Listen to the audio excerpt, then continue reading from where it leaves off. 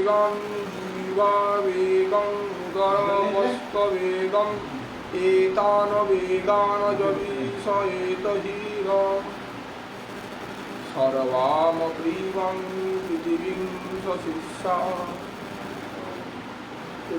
पावन उपास्य तत्व परम करुणालय सर्वई अवतारेर सार शिरोमणि শ্রীমন গৌরাঙ্গ মহাপ্রভু তাহার একান্ত প্রিয় পার্ষদ বর্য ছিল শ্রীযুক্ত গোস্বামী পাদ বিরচিত শ্রী শ্রী পরিসামৃত। আমরা শ্রীমন মহাপ্রভুর কৃপায় আস্বাদন করে চলেছি পছন্দক্রমে শ্রী শ্রী পরিসামৃতের পথের বাক্যবেগ মনোবেগ ক্রোধবেগ আর উদর উপস্থবেগ জিহ্বাবেগ সুদূরবার এই ছয় বেগ যেবা করয়ে দমন সেই পারে সকল পৃথিবী করিতে সাধন।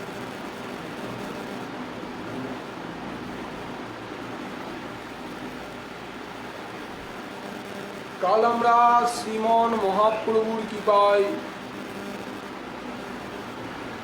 মনোবেগ আর ক্রোধবেগ সম্বন্ধে কিছু আলোচনা করেছিলাম।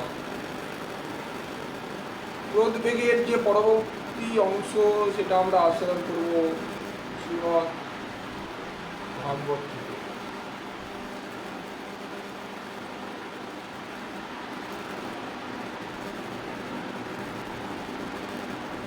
এই ক্রোধবেগ যদি সংযমিত না হয় তাহলে কি হতে পারে তার দৃষ্টান্ত সাক্ষাৎ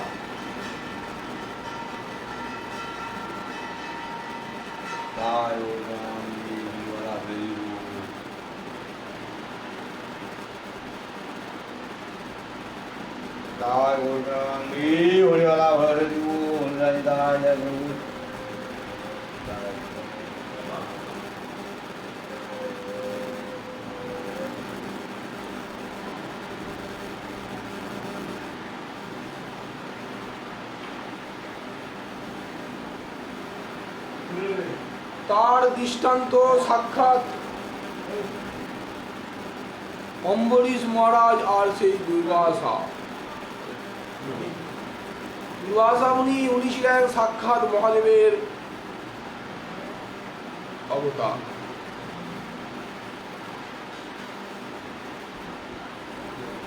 একবার এই অম্বরীশ মহারাজ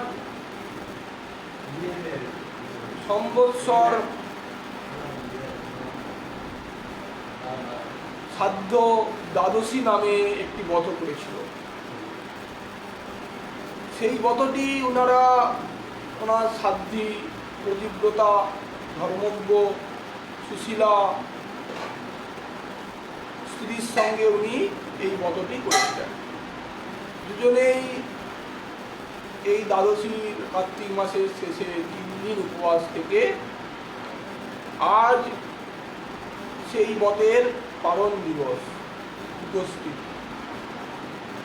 ওনারা সিদ্ধভাবে স্নান করে, এ বিষয়ে তো আপনারা জানেনই যে অম্বরীশ মহারাজ কে ছিলেন, শতধর সমস্ত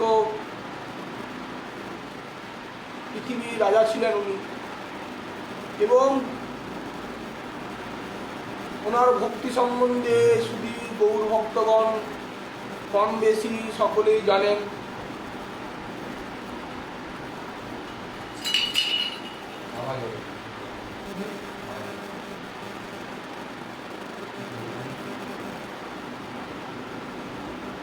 কম বেশি সকলেই আপনারা জানেন যে উনি বিষয়ের মধ্যে একটু ওনার আসক্তি ছিল না সংসারে।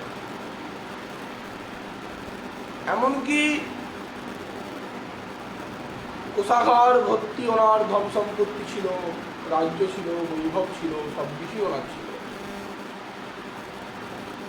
কিন্তু তথাপি উনি অনিত্য মনে করে তার প্রতি উনি আসক্তি প্রকাশ করেন এবং সমস্ত ইন্দ্রিয় দিয়ে ইন্দ্রিয়াধীশ ভগবানের আরাধনা উনি করতেন।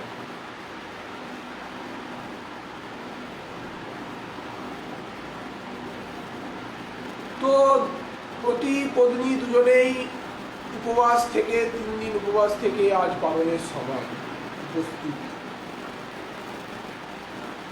ওনারা স্নান করে সমস্ত ব্রাহ্মণদের কামনা পূর্ণ করার জন্য বস্ত্র, আভূষণ, তারপরে অলঙ্কার দিয়ে সবাইকে দান করছেন, অতিথি সেবা করছেন, বৈষ্ণবদের সেবা করছেন। শ্রীমদ্ ভাগবতের স্পষ্ট আকারে বলা আছে 60 কোটি গাভী দান করলেন এবং কি তাদের অলঙ্কারে ভূষিত করে সেই গাভীগুলোকে তাদের ঘরে পৌঁছে দিলেন মহারাজ। তো হঠাৎ সেই সময় অভিশাপ আশীর্বাদ দিতে সমর্থ মহামুনি দুর্বাসা এসে উপস্থিত হলেন। মহারাজ তাকে বসার জন্য আসন দিলেন, পাদ্য অর্ঘ্য আগ্নেয় দিয়ে ওনাকে বসালেন এবং প্রসাদ পাওয়ার জন্য নিবেদন করলেন যে মুনিবর, আপনি আমাদের গৃহে আজ প্রসাদ ভোজন করলেন। মুনিবর সম্মতি জানালেন, অবশ্যই, কিন্তু আমার কিছু স্নান আননি কৃত্য বাকি আছে, এটা আমি সেরেই আসছি। সামনে যমুনা, তিনি যমুনায় অবগমন করতে গেলেন। মহারাজ বললেন, অবশ্যই। তো মুনিবর স্নান করতে গিয়ে হঠাৎ ওনার একটু দেরি হচ্ছে, আর এদিকে অর্ধ মুহূর্ত মাত্র বাকি দ্বাদশীর পারণ দিতে। শাস্ত্রে আছে পারণটা যথা সময় করা উচিত, তবেই ব্রতের ফল পাওয়া যায়, নচেত ব্রতের পারণ যদি ঠিক মতো না হয় তাহলে ব্রতের ফল সম্পূর্ণ পাওয়া যায় না। আর উনি তো ভগবানের প্রীতির জন্যই ব্রত করছেন, শ্রী বিষ্ণুর প্রীতির জন্য। তো ভগবানের সেবায় আমি তো এইটা, তো সেবার দিকে ওনার দৃষ্টি এবং নজর সজাগ। ওই জন্য উনি কি করলেন, ব্রাহ্মণদের কাছে জিজ্ঞাসা করছেন যে দেখুন, মুনিবর স্নান করতে গিয়েছে, তিনি আমার অতিথি। অতিথি সেবা করা গৃহস্থের একমাত্র কর্তব্য, তারপরে উনি ব্রাহ্মণ, আর এই পারণটাও করা আবশ্যক, কারণ নাহলে শ্রী বিষ্ণুর প্রীতির জন্য করা এই সেবাটা নিষ্ফল হয়ে যাবে।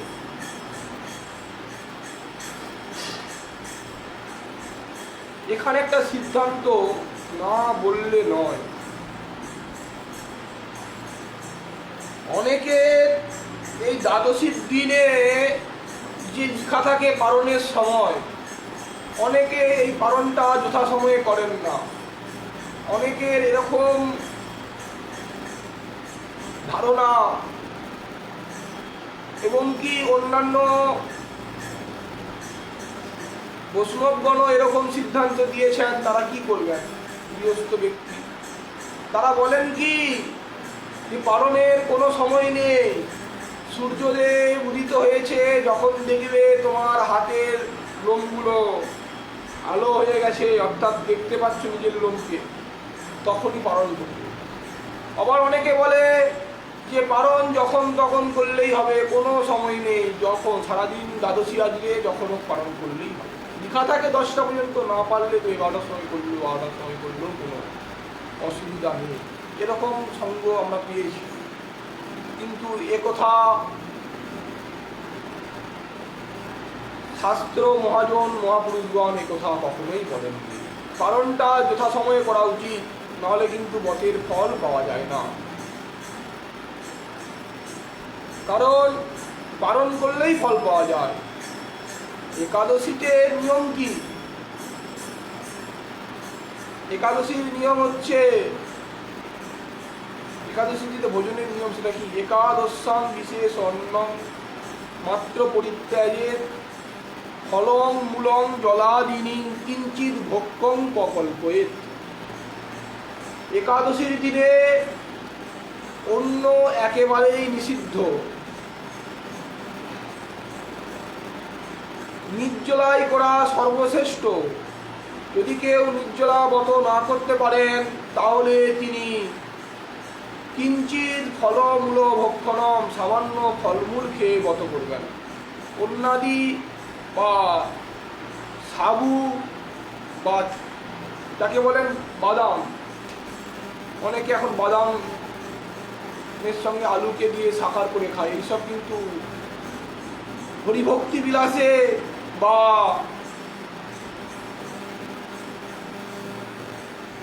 সিদ্ধ বাবা এবং অন্যান্য যে মহাপুরুষদের বাণী, বিশ্বনাথ চক্রদেবাদের এবং এই রাগবর্গ চন্দ্রিকাতে যে সমস্ত গুরু সিদ্ধান্ত পরিপূর্ণ মনোহর ভোজন দীপিকাতে, তারপরে গোপাল গোস্বাইবাদের যে পূজা পদ্ধতিতে, আরও যে অন্যান্য মহাপুরুষগণের শাস্ত্রবাণী, তার মধ্যে যেরকম সাকার খাবার কোথাও শাস্ত্রে কোথাও লেখা নেই।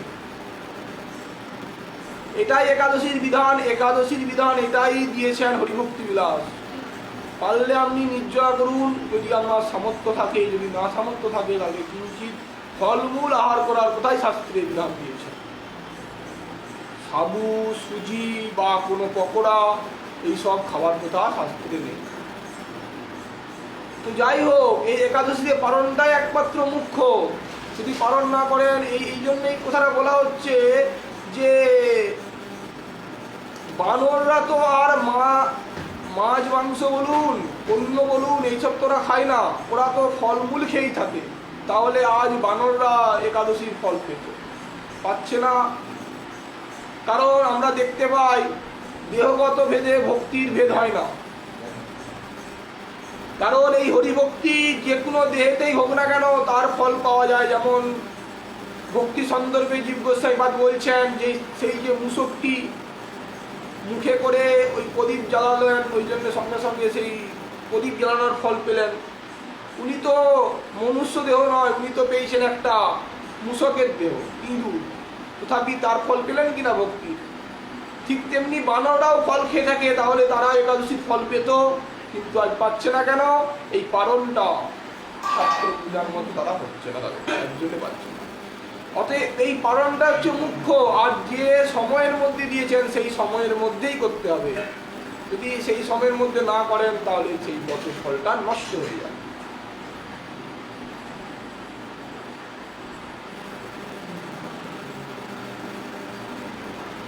তো উনি জিজ্ঞাসা করছেন কি করব পণ্ডিতগণ।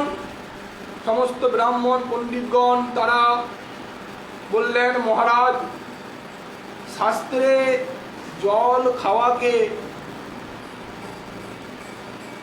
ভোজনও বলেছে, আবার না ভোজনও বলেছে। কারণ আপনি তো নির্জলা ব্রত করেছেন, অতএব আপনার এই গন্ডুসের একটু জল খান তুষের অগ্রভাগে, তাতেই আপনার কারণ হয়ে যাবে। উনি ধর্ম সংকটে পড়ে গেছেন। উনি বলেছিলেন ওই ব্রাহ্মণদেরকে যে আমাকে যেন অধর্ম না স্পর্শ করে, সেরকম আমার বিধান দেয়। তো দুদিকটাই রক্ষা থাকবে। আপনি একটু জল পান করুন, অতিথি সেবা আগে, তারপরে তো নিজে গ্রহণ করা উচিত। তো আপনি জল পান করুন, এটাকে শাস্ত্রে ভোজনও বলেছেন, আবার ভোজন নাও বলেছেন। অতএব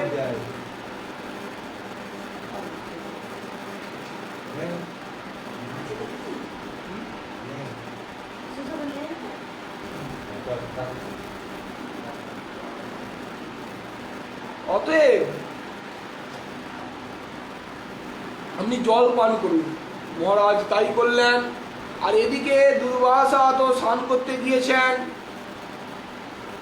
উনি স্নান করে ফিরে আসছেন, তার আগেই উনি বুঝতে পেরেছেন যে জ্ঞান দৃষ্টিতে উনি দর্শন করেছেন যে মহারাজ আমাকে নিমন্ত্রণ করে ওই জল খেয়েছে। উনি এসেই ভ্রুকুটি যুদ্ধ ক্রোধে প্রকাশে উনার ভ্রুকুটি জ্বলছে, একদম থরথর থরথর করছে। যে এই যে রাজা নিজেকে ভক্ত বলে দাবি করেন, বস্তুত একে ভক্তি স্পর্শই করেনি, এর মধ্যে ভক্তিই নেই। দেখো দেখো কেমন ধনমদে অন্ধ হয়ে গেছে। অতিথি সেবা, ব্রাহ্মণ সেবা, ঋষি মুনির সেবা না করেই আগে ভোজন করছে। এত বড় অভিমান অহংকারে মত্ত হয়ে গেছে যে ধনমত পেয়ে নিজেকে শ্রেষ্ঠতম মনে করছে। এই অনিত্য শরীরটাকে নিত্য বলে মনে করছে, আজ এটা আমাকে অপমান করছে।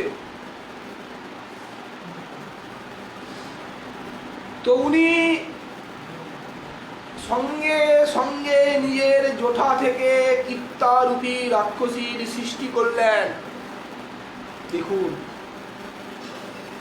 এটা ক্রোধ বেগ। স্বাভাবিক একটা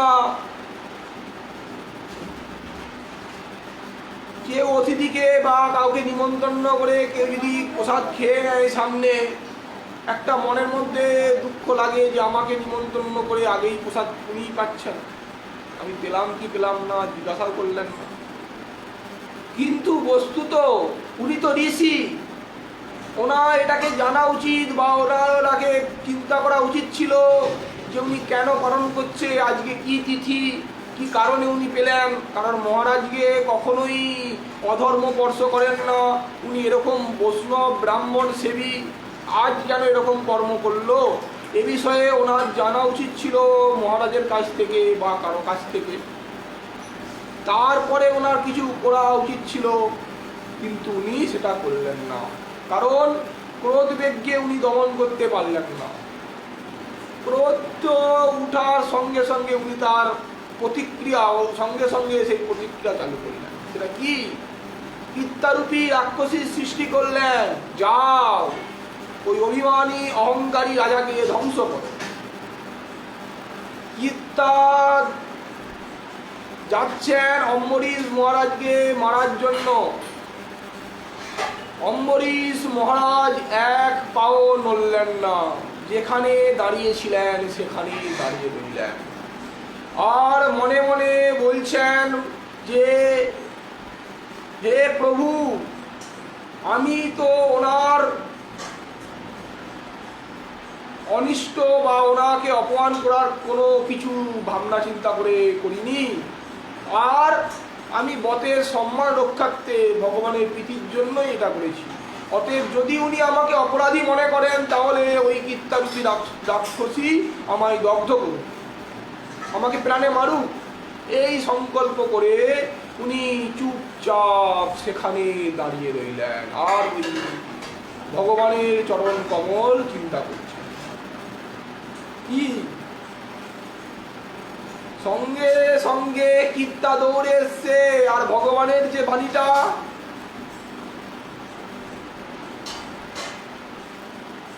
মোর সুদর্শন রক্ষা করে মোর দাসে, মহাপলয়েতেও যার নাহিক বিনাশে। আমার সুদর্শন চক্র আমার ভক্তকে সর্বদা সবসময়ের জন্যই রক্ষা করে। সঙ্গে সঙ্গে সুদর্শন চক্র ঝলসে উঠল মহারাজের মস্তকের উপর দিয়ে।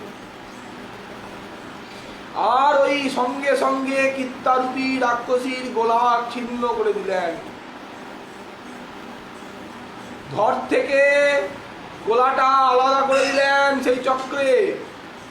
মহারাজ কিন্তু এক পাও বিচলিত হলেন না। তারপরে চক্র সেই দুর্বাসা ঋষির পিছনে পিছনে দৌড়ালেন। উনি দৌড়াতে দৌড়াতে সুমেরু পর্বতে চলে গেলেন। সুমেরু পর্বতের ভিতরেও সেই চক্র, অগ্নির মতো তেজ বেরিয়ান শিখা বের। আরো দৌড়াচ্ছেন, আরো দৌড়াচ্ছেন, দৌড়াতে দৌড়াতে উনি স্বর্গে চলে গেলেন। স্বর্গেতে উত্তপ্ত করতে করতে সেই চক্র তার পিছনে পিছনে দৌড়াচ্ছে। উনি কোথাও এখানে কারো কাছে স্থান পেলেন না, কেউ রক্ষা করতে পারলেন না, সিধা চলে গেলেন ব্রহ্মলোকে, অর্থাৎ সত্যলোকে, ব্রহ্মা যেখানে থাকেন। ব্রহ্মার আলোয় গিয়ে ব্রহ্মার কাছে প্রার্থনা করছেন যে হে প্রভু আমায় রক্ষা করুন এই সুদর্শনের হাত থেকে। ব্রহ্মা সেই সুদর্শন চক্রটিকে দেখেই প্রণাম করছে যে এ আমার প্রভুর অস্ত্র। আর তুমি কি জানো না দিবারাত্র কালের মরেই আমার জানি তাই দিবারাত্র কালের পরেই আমার এই আসনটাও টলমল হয়, এই আসনটাও আমার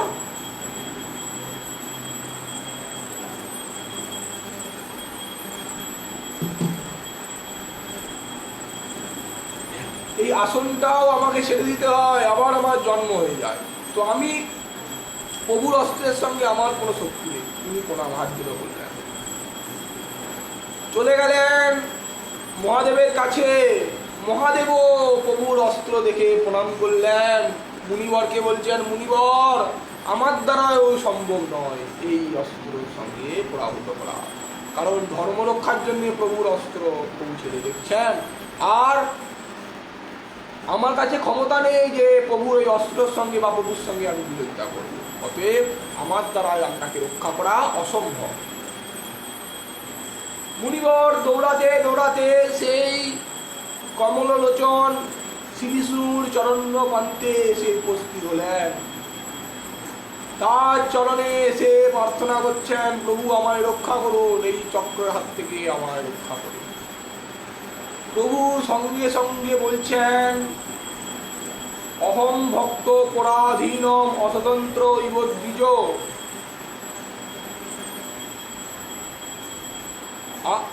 হে দ্বিজ, আমি ভক্তের পরাধীন,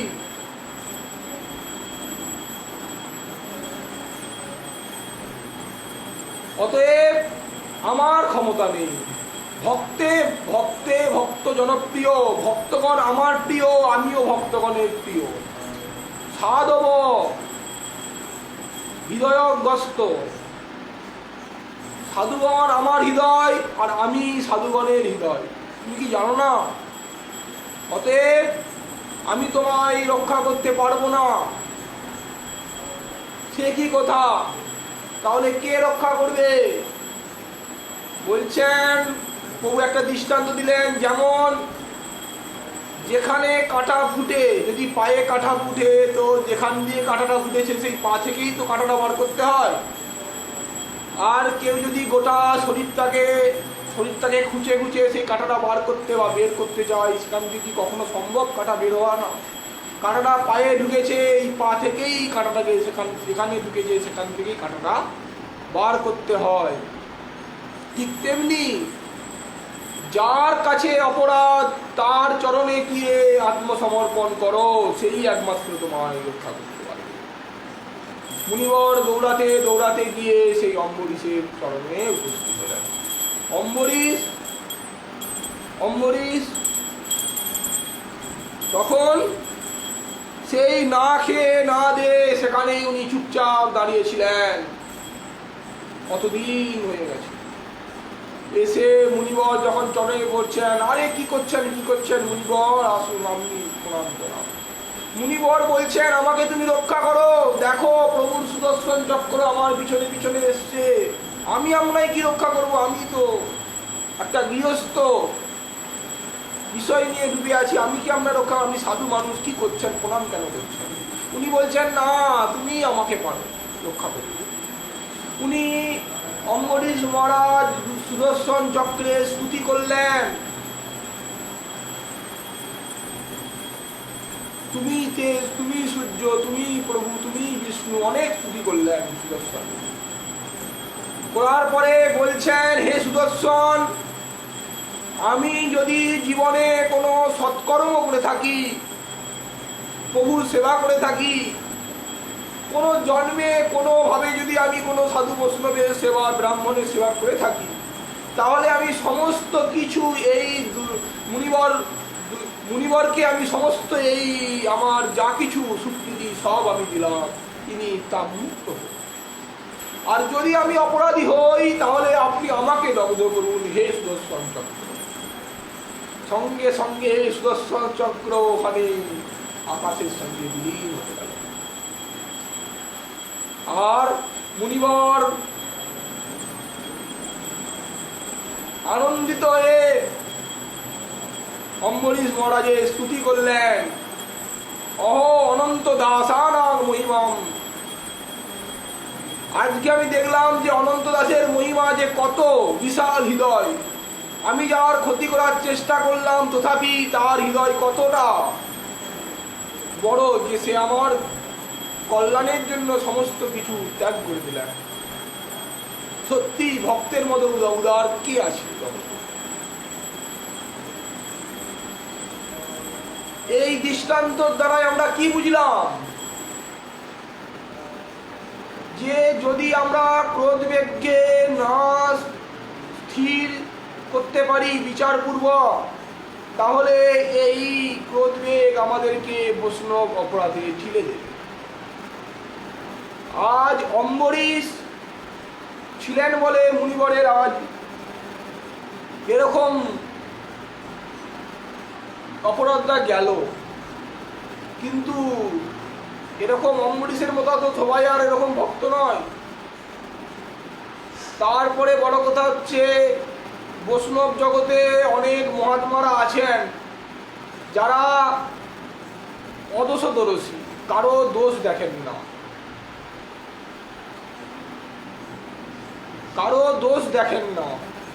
আর ওই জন্য কেউ যদি বলে তাদের নিন্দা যদি করি বা তাদের দিকে যদি ক্রোধ প্রকাশ করি, তিনি তো কিছু করছে না, তো অপরাধ কোথায়? তিনি যদি ক্রোধ প্রকাশ করেন তবেই তো অপরাধ। কিন্তু দেখুন শাস্ত্র বলছেন তাদের চরণধুলি তাদেরকে ক্ষমা করেন না, সেই চরণধুলির জন্য সেই অপরাধটা ভোগ করতে হয়। অতএব বৈষ্ণবকে জেনেই হোক না জেনেই হোক কখনো ক্রোধ প্রকাশ করতে নেই। বৈষ্ণব বলে নয়, কারোর কাছে অকারণে ক্রোধ করতে নেই। ভক্তি রক্ষার্থে ক্রোধ আলাদা বিষয়, ক্রোধ ভক্ত দেশিজন সেটা আলাদা বিষয়, কিন্তু এরকম না জেনে না বুঝে কারো প্রতি ক্রোধ প্রকাশ করতে নেই, করলে সেটি অপরাধের খাতায় পর্যবসিত হবে। ওই জন্য বৈষ্ণবগণকে প্রথমত এই ক্রোধবেগকে দমন করতে হবে। ওই জন্য জীব গোস্বামী তার ভক্তি সন্দর্ভেও এইসব কথাগুলো নিয়ে বিষয়গুলো ব্যাখ্যা করেছেন। আর এই রূপ গোস্বামীবাদ সাক্ষাৎ এই উপদেশামৃতে এই বেগগুলোকে দমন করার কথাই বলছেন বৈষ্ণবগণকে।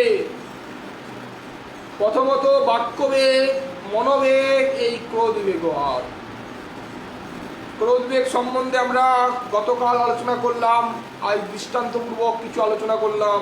এবার আমরা উদরবেগে যাব। উদরবেগ অর্থাৎ ক্ষুধা। এই ক্ষুধা, পেটের যে ক্ষুধা, এর প্রতিও ভক্তকে আসক্তি হওয়া যাবে না। যদি আসক্তি থাকে তাহলে কি হবে? উদর পূর্তির যদি বেশি আসক্তি থাকে তাহলে কি হবে? তাহলে আপনি কৃষ্ণকে পাবেন না। সে কি কথা? তাই তো বলছেন শ্রীমন মহাপ্রভু, জিভার লালসে যে ইতি উতি ধায়, কৃষ্ণ উদর পরায়ণ কৃষ্ণ নাহি পায়। শ্রীমন মহাপ্রভুরই বাক্য। কৃষ্ণ শব্দের অর্থ হচ্ছে মৈথুন ক্রিয়ায় যারা আসক্তি উপস্থ ব্যক্তি দ্বারা দমন করেন। আর এই উদর পূর্তি, পেটের ক্ষুধাতেই যিনি দৌড়াচ্ছেন, ইতি উতি ধাচ্ছেন, এইদিকে ওদিকে এদিকে ওদিকে, কোথায় ভালো খাবার পাবো, কোথায় ভালো খাবার পাবো, কে দিচ্ছে, কোথা থেকে আসছে, এইসব কোনো ধ্যান নেই। কি করে আমার পেটটা পূর্তিত হবে? যেন কেন প্রকার এন উদর পূর্তি। এরকম ভাবনা চিন্তা প্রকৃতির ব্যক্তি ভগবানকে প্রাপ্ত হতে পারেন না। একটা দৃষ্টান্ত দিয়ে আমরা এ বিষয়ে বুঝব।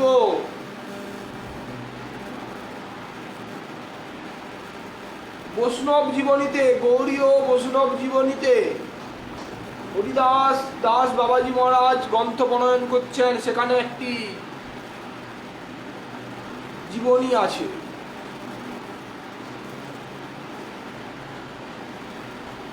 নন্দগ্রামে একটা সাধু মহাত্মা থাকতেন,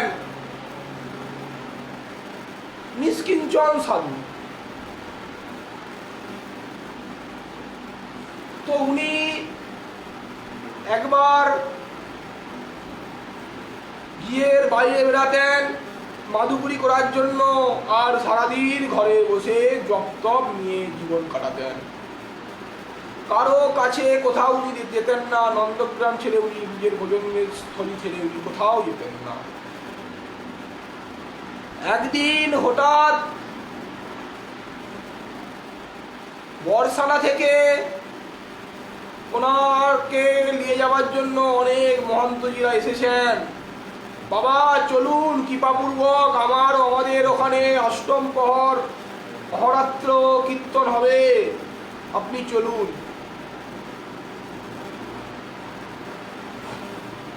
বাবা বলছেন, আমি আমার এই ভোজনস্থলী ছেড়ে কোথাও যাই না বাবা, আমায় জোর করবেন না, এটা আমার নিষ্ঠা সাধনের।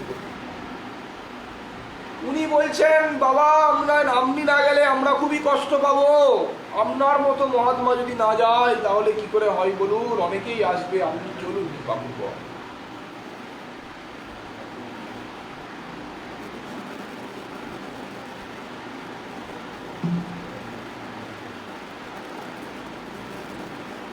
তো উনি সবাই যখন ওনাকে জোর করলেন, উনি অপরাধের ভয়ে উনি রাজি হলেন, ঠিক আছে চলুন তাহলে। তো উনি সেখানে কীর্তন শুনে ওনার প্রায় 2 দিন লেগে যায়। তারপরের দিন ওনার আর ভালো লাগলো না, রাতারাতি করতে করতে উনি বেরিয়ে চলে এলেন। সেখান থেকে হাঁটতে হাঁটতে উনি নন্দগ্রামে এসে উপস্থিত। কুঠিরে প্রবেশ করতে যাবে, হঠাৎ কে যেন কাঁদছে, ফুলিয়ে ফুলিয়ে ফুপিয়ে ফুপিয়ে কাঁদছে। কাউকে দেখতে পাচ্ছেন না বাবা। বাবা এদিকে ওদিকে করে তাকাচ্ছে, কেউ কি আছেন, কে কন্দন করছেন, সামনে আসুন, আমি দেখতে পাচ্ছি না কেন।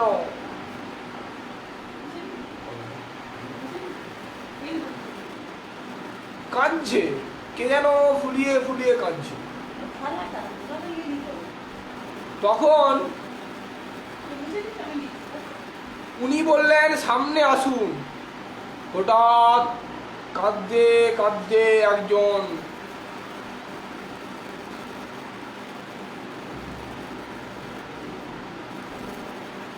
অশরীরী আত্মা, তিনি সাধু বাবার কাছে এসে বলছেন, বাবা আমিটাকে?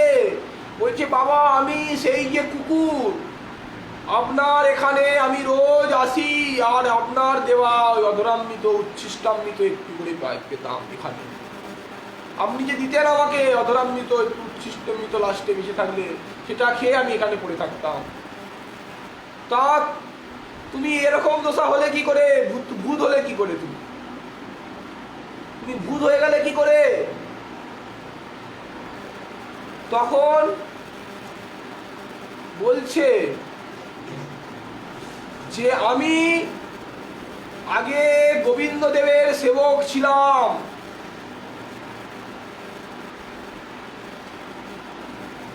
আমি আগে গোবিন্দদেবের সেবক ছিলাম।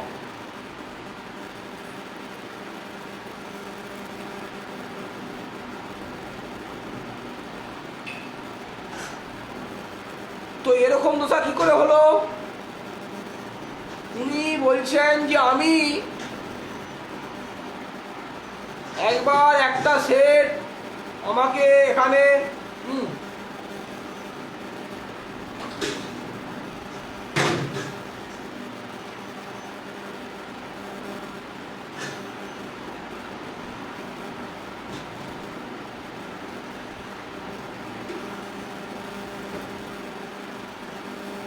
একদিন একটা সেট এই গোবিন্দদেবের জন্য একটা বড় লাড্ডু নিয়ে আসে।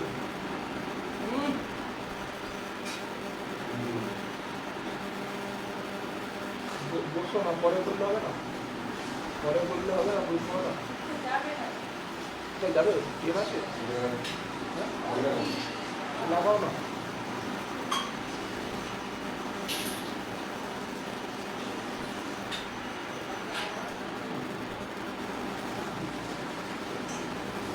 তো একটা বড় লাড্ডু দিয়ে যায় একটা সেট। তো আমি নিজের জিভা উদরের খিদাও পেয়েছিল খুব, নিজের ওই তৃপ্তির জন্য, পেটের ক্ষুধা আর জিভার জন্য আমি কি করেছি, এটাকে ভগবানকে না ভোগ লাগিয়ে নিজেই খেয়ে নিয়েছিলাম। তো ওই খেয়ে নেওয়ার জন্য আমি যখন দেহত্যাগ করলাম তখন আমি এই কুকুরজনী প্রাপ্ত হয়ে গেলাম, ভূত হয়ে গেলাম। তো আপনি শুদ্ধ বৈষ্ণব মহাত্মা, আপনার উচ্ছিষ্টমৃত, আপনার ওই একটু অধরামৃত পাওয়ার জন্য আমি এই কুকুর বেশে আপনার এখানে পড়ে থাকি। এই পাপে আমার এই গতি হলো।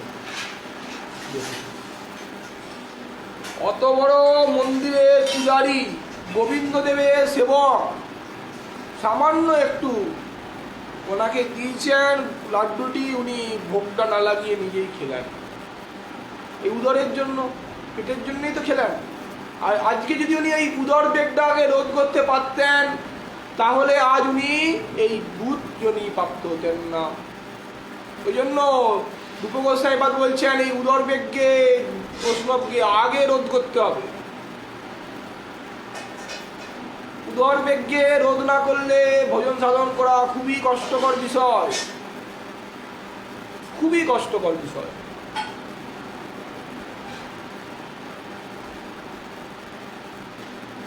জাগতিক দৃষ্টান্ত দিতে নেই, কিন্তু আজ একটা কথা না বললে নয়।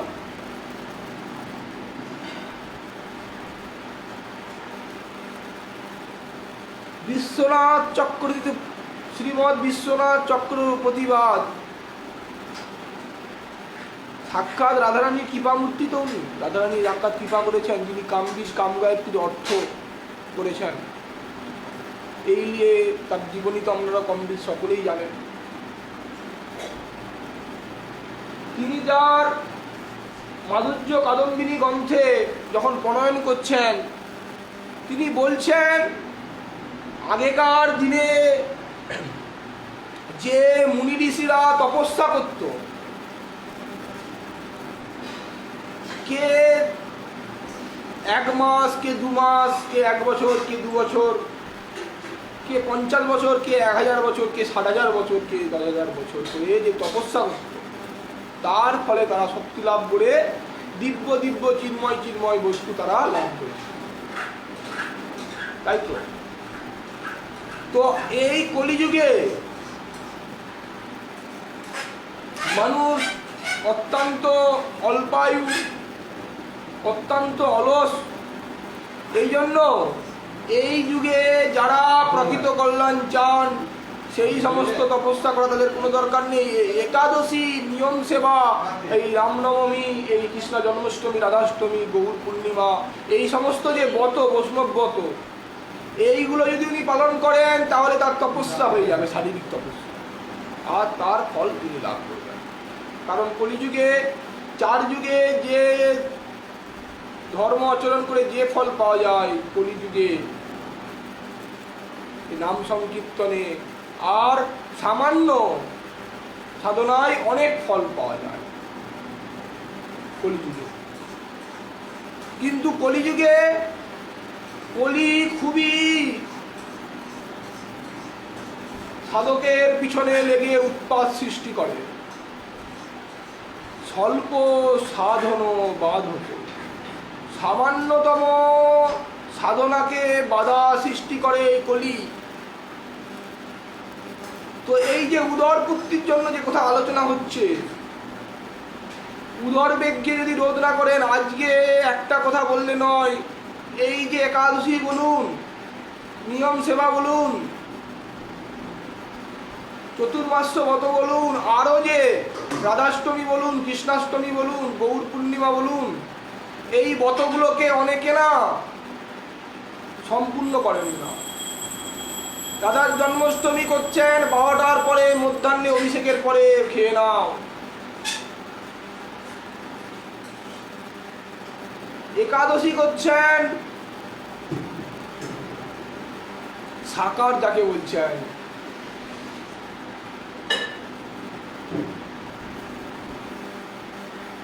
সাবু খাচ্ছেন, এমনি যে কাঠবাদামের মধ্যে যে বাদামগুলো পাওয়া যায় সেই বাদাম খাচ্ছেন, আরো সুজি খাচ্ছেন, আলু ভাজা যেগুলোকে তেলের মধ্যে ভেজে ভাজছেন, বলেন নাকি সূর্যমুখী তেল। এইগুলো কিন্তু সব উদর বেগের মধ্যে পড়ে যাবে, আর এইগুলো কিন্তু গতের ফল পাওয়া যাবে না। কারণ হরিভক্তি বিলাসে অন্যান্য মহাপুরুষের যে প্রাচীন মহাপুরুষদের গ্রন্থ, সেই গ্রন্থে কিন্তু এইসব খাওয়ার বিধান নেই।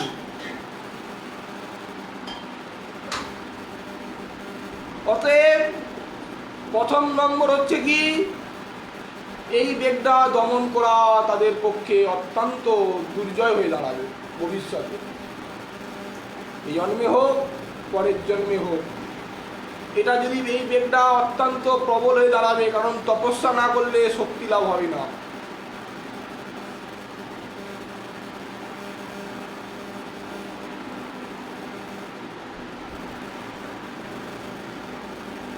তো উদর বেগকে সাধককে রোধ করতেই হবে। খিদা তো পাবেই, পেট তো চাইবেই, এটা খায় ওটা খায়, যা হোক পেলেই চললো, কিন্তু নিজেকে বিচার করতে হবে এটা কি খাওয়া উচিত বা খাওয়া উচিত নয়। কারণ জ্ঞান ও বিজ্ঞানময় এই মনুষ্য দেহ আপনি লাভ করেছেন, পশু পাখির মতো নয়। পশু পাখিদের ওটা ভোগময় দেহ, আর এটা কর্মময় দেহ। ভোগময় দেহে তারা তো ভোগ করবেই। একটা সাপ যদি একটা ব্যাঙকে খায় তার পাপ লাগবে না, তাকে নরকে যেতে হবে না। কিন্তু একটা মনুষ্য দেহ ধারণ করে জ্ঞান ও বিজ্ঞানময় দেহ পেয়ে কেউ যদি মাছ মাংস, তারপরে বৈষ্ণব জগতে এসে কেউ যদি অদীক্ষিত হাতে প্রসাদ খাচ্ছেন, মিলেচ্ছর হাতে খাবার খাচ্ছেন, বা আরো কুকর্ম কাজ করছেন, বা আরো কিছু আপনি উদর পূর্তির জন্য অসৎ উপার্জিতভাবে অর্থ ইনকাম করে উদর পূরণ করছেন, তো এইগুলোর পাপ আপনাকে বহন করতেই হবে, করতেই হবে, করতেই হবে। আপনি মনে করবেন না হরিনাম করছি সব নষ্ট হয়ে যাবে, এটা ডবল পাপ, ডবল অপরাধ হয়ে যায়। কারণ নামে বলে পাপে প্রবৃত্তি, নামের বলে যারা পাপ করেন, পাপ আচরণ করেন, যে আমি পাপ কর্ম করছি তো কি হয়েছে, হরিনাম তো আমি নিরন্তর করছি। যদি বৈষ্ণব হয়ে চুরি চামারি করলাম, লোকের কাছ থেকে মিথ্যা কথা বলে অর্থ কামালাম, তাতে আমার কি আছে, আমি তো নিরন্তর হরিনাম করছি।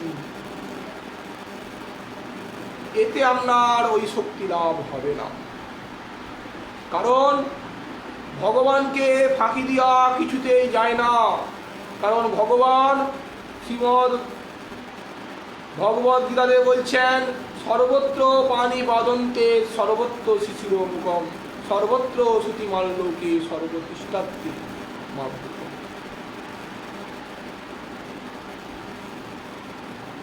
ভগবান বলছে আমি সর্বত্র আছি, সর্বত্র আমার মুখ, সর্বত্র আমার হাত, সর্বত্র আমার পদ, সর্বত্রই আমার নয়ন, সর্বত্রই আমি আছি, হেন কোনো জায়গায় নেই আমি নেই।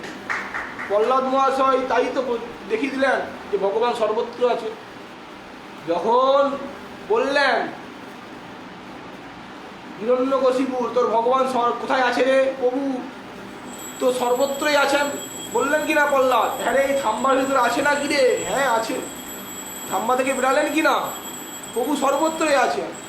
অতএব এইভাবে যারা উদর পূরণ করছেন অসৎ মার্গে, অসৎভাবে, তারা কখনোই উদর বেগকে দমন করতে পারবেন না, আর এর ফল ভয়ানক। ওই জন্য রূপ গোস্বাইপাদ এই উপদেশামৃতে বলছেন চতুর্থ নম্বরে এই উদর বেগকে স্থান দিচ্ছেন। আমরা এর পূর্বে আলোচনা করেছিলাম এই উপদেশামৃতটাকে কেউ যেন সামান্য বুদ্ধিতে না নেয়, কারণ এর মধ্যে দিব্য চিন্ময় শক্তি আছে।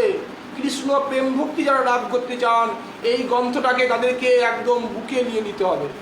এক একটা শব্দ, এক একটা শ্লোককে রক্তে রক্তে ধমনী ধমনীতে শিরায় শিরায় গুঞ্জিত হবে, তবে উনি প্রেম ভক্তি লাভ করতে পারবেন। এই যে 6টা বেগের কথা আমরা আলোচনা করব, এর পরবর্তীকালে আমরা 6টা বেগ যারা দমন করেছে তারাই প্রেম ভক্তি লাভ করেছেন, আর এই 6টা বেগকে যারা দমন করতে পারেননি তারা প্রেম ভক্তি লাভ করতে পারেননি। এ বিষয়ে দৃষ্টান্ত সমেত আমরা আলোচনা করব। এটা তো আমরা এখন আলোচনা মুখে চলছে, লাস্টে পুরো সম্পূর্ণ হরিদাস জীবনী, আমাদের রঘুনাথদের জীবনী, আরও যে মহাপুরুষদের সিদ্ধ বাবাদের জীবনীতে আলোচনা করে এদের মধ্যে এগুলো ছিল কি ছিল না, এরা কিভাবে সেই বেগগুলোকে দমন করেছেন, এসব বিষয়ে আমরা আলোচনা করব। তো উদর বেগ বলতে আমরা বুঝলাম, এবার আমরা যাব উপস্থ বেগের কাছে। উপস্থ বেগ বলতে কি বোঝা যায়?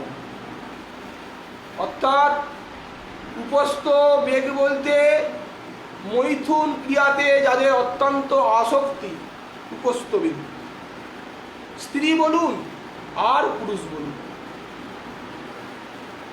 এই বেগকে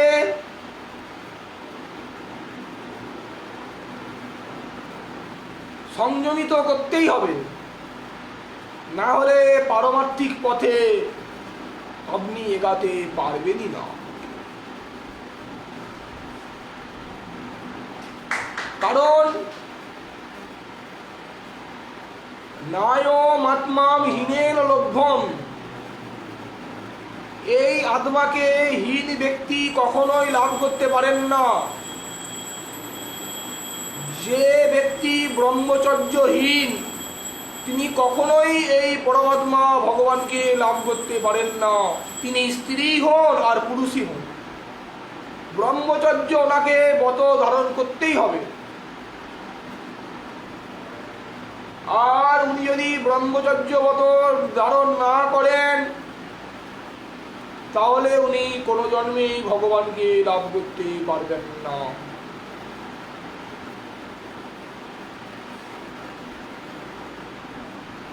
মহাপ্রভুর পথে তো একদমই না। অন্যান্য যোগ মার্গে, জ্ঞান মার্গে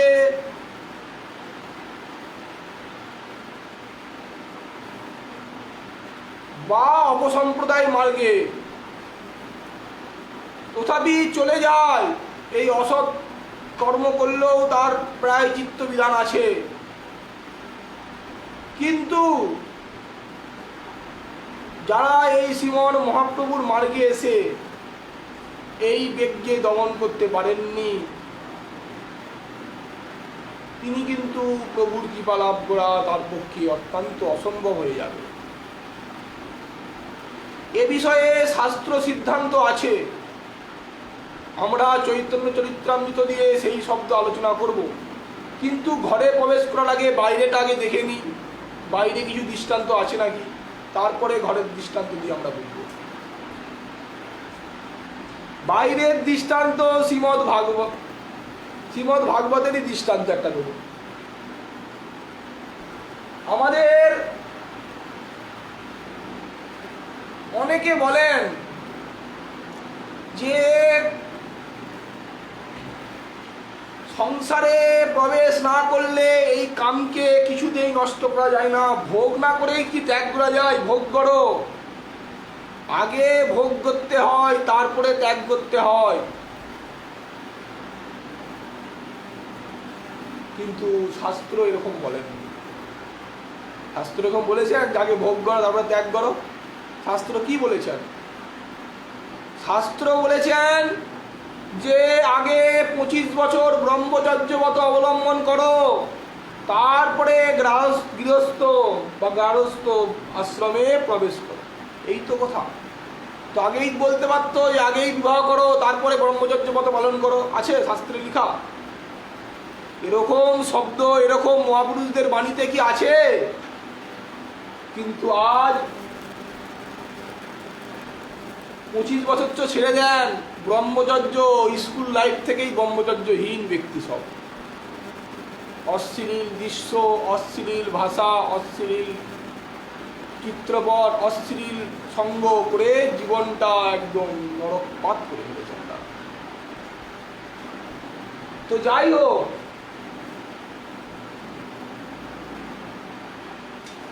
এই যে ভোগ যদি কেউ বেশি করেন, উল্টে অধিক অধিক এই ভোগ বাসনা বাড়ে। যেমন কেউ আগুনে ঘি ঢেলে যদি মনে করে যে আগুনটা নিভে যাবে, আমি এই যে ঘি ঢাললাম, তার জীবনের বোঝা ভুল। আগুনে ঘি ঢেলেছেন, এবার আগুন আরো ধাও ধাও ধাও ধাও করে চলবে। ঠিক তেমনি আপনি যদি ভোগ করেছেন অধিক রূপে, তো সেই ভোগ বাসনাটা আপনার অধিক অধিকভাবে বৃদ্ধিপ্রাপ্ত হবেই হবে, কমাত্ম নয়। দৃষ্টান্ত যেমন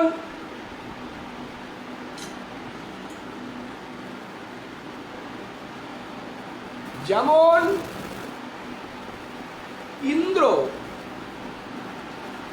মেনকা,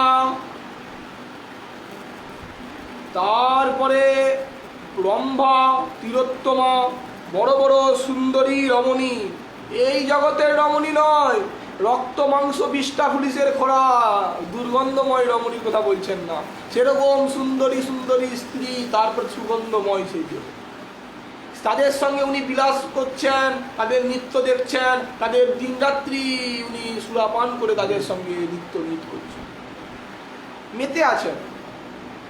কিন্তু তথাপি তিনি কি এই বেগকে দমন করতে পারলেন কি? একটা রমণী, সেই যে রমণী, তিনি এই একদিন উনি উপর দিয়ে যাচ্ছেন, ওই ইন্দ্র যেতে যেতে ওই ঋষি পত্নীকে দেখলেন। ঋষি পত্নী সুন্দরী যুবতী, রূপে চার আলোকিত হয়ে আছে তার ভবনটি। সুন্দরীর দিকে দেখেই তার ইচ্ছে হলো যে এই সুন্দরীকে যদি আমি ভোগ করতে পারতাম। দেখুন, এত বড় ভোগী, তথাপি তার ভোগ বাসনা গেল কি? গেল না। তিনি কি করলেন না, ঋষিবত্ত গেলেন অন্য জায়গায় আশ্রমে সমিধা আনার জন্য। দুজনেই বসেছিলেন, ঋষি পত্নী, ঋষি গেলেন একটু সমিধা আনার জন্য, আর ঋষি পত্নী ঘরের ভিতরে আছেন। তো ইন্দ্র টোকে টোকে ছিলেন। উনি কি করলেন, ঋষিবর চলে যেতেই উনি আবার সেরকম ঋষিবরের মতো বেশ ধারণ করে সেই রমণীকে সঙ্গ করার জন্য উনি কুঠিরে প্রবেশ করলেন ঋষিবরের মতো। ঋষি পত্নী বলছেন, আগে আপনি এই তো গেলেন, আবার ফিরে এলেন, সমিধা জোগাড় করবেন না বুঝি? সমিধা দরকার যজ্ঞ করার জন্য, আপনি এক্ষুনি গেলেন, এক্ষুনি চলে এলেন, কি বৃষ্টি হবে মনে হচ্ছে আপনার নাকি? উনি বলছেন, না দেবী, আমি তোমার কথা ভেবে চিন্তা করে তোমার সঙ্গ করার জন্য আমি আর যেতে পারলাম না, তো আজকের দিনটা আমি তোমার সঙ্গে কাটাতে চাই। উনি বোঝাতে চাইছেন যে আজ এখন দিনের বেলা এই সময়টা ঠিক নয়। উনি ঋষিবর বেশ ধারণকারী সেই ইন্দ্র বুঝলেন না, তো ঋষিপত্নী পতির সেবা করার জন্য স্বচ্ছন্দে তার সঙ্গে বিহার করলেন। দেখুন, অত বড় ইন্দ্র, সমস্ত দেবতাদের অধিপতি, রাজা, কিন্তু তার জীবনে কি হলো? উনি ভোগ করে যখন বেরিয়ে যাচ্ছেন, সেই সময় উনি দেখতে ঋষিও এসে হাজির। দেখতে পেলেন সে আমার পত্নী হয়ে কিনা পরস্ত্রীতে আসক্ত, আর একে সঙ্গে সঙ্গে ইন্দ্র নিজের রূপ ধারণ করে বেরিয়ে যাচ্ছেন, আর সঙ্গে সঙ্গে ঋষিবর একেও অভিশাপ দিল যে তুমি পাথর হয়ে যাও, অহল্যা যার নাম। আর একে ইন্দ্রকে অভিশাপ দিল কি, তুমি এই দিব্য জগতের মহারাজ হয়েও এই তোমার রক্ত মাংস বিষ্ঠা পুলিশের খোলা এই সহস্র জনি হয়ে যাও। নারীর জনির প্রতি তোমার এত আসক্তি, অতএব তুমি সহস্র জনি হয়ে যাও, গোটা শরীরটা জনি হয়ে গেল, চোখে নাকে মুখে হাতে জনি জনি জনি জনি করে। কেমন লাগে দেখতে? ধিক্কার জীবন হয়ে গেল। দেখুন শাস্ত্র মহাজন এই জন্যে বারবার বলছেন এই বেগকে দমন করতে হবে। যদি আপনি এই বেগকে দমন না করতে পারেন তাহলে ভক্তি জগৎ আপনার থেকে অনেক দূরে চলে যাবে, আপনিও ভক্তি জগৎ থেকে অনেক দূরে সরে যাবেন, মহাপ্রভুও আপনার থেকে অনেক দূরে সরে যাবেন। এবার আমরা এই যে উপস্থ বেগের কথা ছেড়ে দেন, ভোগ করার কথা ছেড়ে দেন। ভোগ করলে ছেড়ে নরকে যাবে এতে তো কোনো সন্দেহই নেই। অর্থাৎ ত্যাগী হয়ে, যারা গৃহত্যাগী হয়ে এরকম ভোগে ডুবে আছেন, উপস্থ বেগ সংযম করতে পারছেন, তাদের তো কোনো কথাই নেই। যদি উনি অসৎ কর্ম করেন তাহলে তার জন্য শাস্তি নিশ্চিত রূপে বাধা হবে। উপস্থ বেগ কম বেশি সকলেরই উৎপন্ন হবে, হবে না বলা ভুল, কিন্তু বেগটাকে সামলাবার জন্যই তো সাধনা। সাধনা কিসে? আমরা যে গৃহত্যাগ করে আজ বনে এসেছি ভগবানকে পাওয়ার জন্য, বা আমরা এই মার্গে দীক্ষা নিয়েছি, কারণ গৃহী আর বৈরাগীকে দুহে কহে গোড়ারায়, যেন নাম বিনা কলিকালে যেন দিন নাহি যায়। এই তো নাম দুজনকেই করতে বলেছে, একই উপদেশ, গৃহস্থই হন আর উনি বৈরাগী হন। কারণ জন্ম জন্মান্তর তো আমরা এই মার্গে আছি, এটা তো আমাদের এক জন্মের পথ নয়। তো এই বেগটা থাকবেই কম বেশি, কিন্তু এই বেগের বশীভূত হওয়া সাধককে কিছুতেই হওয়া যাবে না। এই বেগ যদি কারো উৎপত্তিত হয় তাহলে সেরকম সাধুর চরণে যে প্রার্থনা করতে হবে, তাদের চরণধূলি হৃদয়ে মস্তকে মারতে হবে, কাঁদতে হবে তাদের চরণধূলি ধরে যে আমায় কৃপা করুন, আমায় রক্ষা করুন, আমার এই অবস্থা। যেমন কাল আমরা আলোচনা করলাম সিদ্ধ কৃষ্ণলাল বাবাজি মহারাজের জীবনী।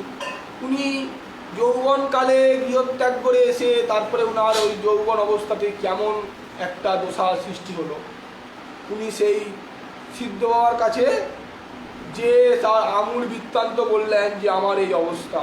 ঠিক তেমনি তাদের এরকম যাদের দশা হবে সেরকম মহাপুরুষদের চরণে গিয়ে প্রার্থনা করতে, তারা কৃপা করে উপদেশ দান করবেন, তবে সেই বেগ দমিত হবে। আচ্ছা, এ বিষয়ে আমরা চৈতন্য চৈতামৃতে থেকে কিছু আস্বাদন করব, তারপরে এখান থেকে দৃষ্টান্ত তুলে তুলে আমরা এখান থেকে প্রতিকারের বিষয়ে আলোচনা করব।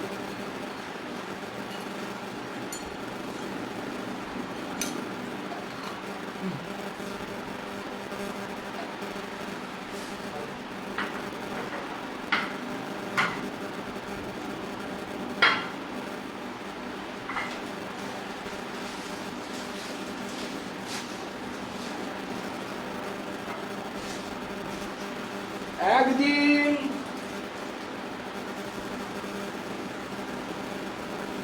আচার্য প্রভুকে কইল নিমন্ত্রণ, ঘরে ভাত করি করে বিবিধ ব্যঞ্জন। একদিন ভগবান আচার্য মহাপ্রভুকে নিমন্ত্রণ করল, ঘরে ভাত রান্না করলেন, অন্ন রান্না করলেন, বিবিধ ব্যঞ্জন। ছোট হরিদাস নাম প্রভুর কীর্তনিয়া, তাহারে কহেন আচার্য ডাকিয়া আনিয়া। ছোট হরিদাসকে হলেন মহাপ্রভুর কীর্তনিয়া। আচার্য ভগবান আচার্য তাকে ডাকলেন, ডেকে এনে বললেন, মোর নামে শিখি মাইতির ভগিনী স্থানে গিয়া ওয়াইলা চালু এক মান আনহ মাগিয়া। আমার নাম করে শিখি মাইতির ভগিনীর কাছ থেকে 1 মান আওয়ালিয়া চাউল আনো, ভালো চাউল নিয়ে আসবে। মাইতির ভাগিনী সেই, তার নাম মাধবী দেবী।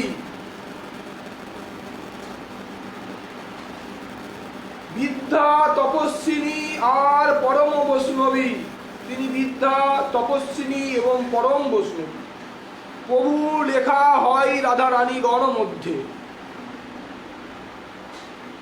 রাধা ঠাকুরানীর গণ জগতের মধ্যে মাত্র সাধ্য তিনজন। এরা প্রেমিক, তিনজন প্রেমিকের নাম আছে। কে? এক হচ্ছে স্বরূপ দামোদর, স্বরূপ গোস্বামী আর রায় রামানন্দ, শিখি মাইতি আর তার ভাগিনী অর্ধজন। এই যে মাধবী দেবী, ইনি হচ্ছেন অর্ধ প্রেম ভাজন মহাপ্রভু। তপস্বিনী বিদ্যা, অনেকে তার বয়স সম্বন্ধে 88 বয়স বলে, অনেক মহাপ্রভু। তার ঠাঁই তন্ডুল মাগি আনিল হরিদাস, তন্ডুল দেখি আচার্যের হইল উল্লাস। তার ঠাঁই গিয়ে ছোট হরিদাস তন্ডুল মাগি নিয়ে এলেন। এই তন্ডুলটি লম্বা লম্বা তন্ডুল দেখে আচার্য খুব আনন্দিত হলেন।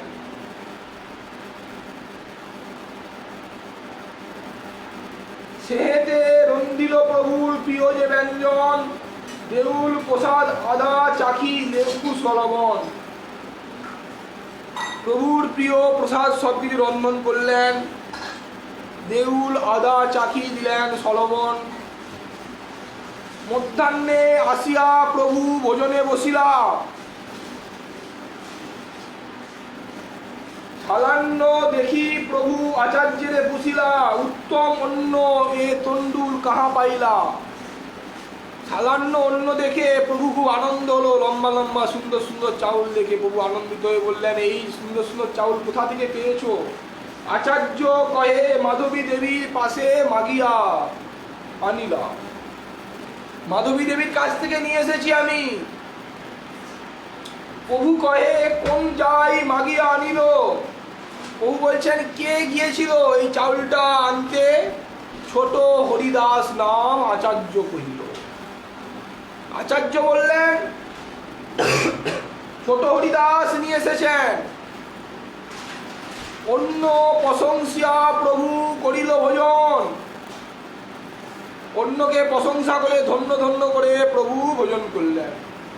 নিজ গৃহে আসি গোবিন্দের আজ্ঞা দিলা, নিজের মন্দিরে গম্ভীরার মধ্যে মহাপ্রভু এসে গোবিন্দকে আজ্ঞা দিলেন যে আজ হইতে মোর এই আজ্ঞা যে পালিবা, আজকের পর থেকে আমার একটা আজ্ঞা তুমি পালন করবে, ছোট হরি দাসে ইহা আসিতে না দিবা।